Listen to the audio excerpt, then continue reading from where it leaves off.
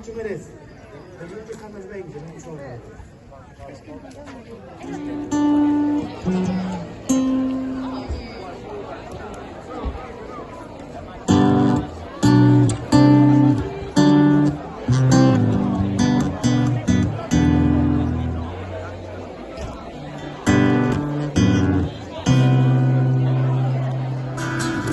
El espíritu que hoy está en ti nos da fuerza y ganas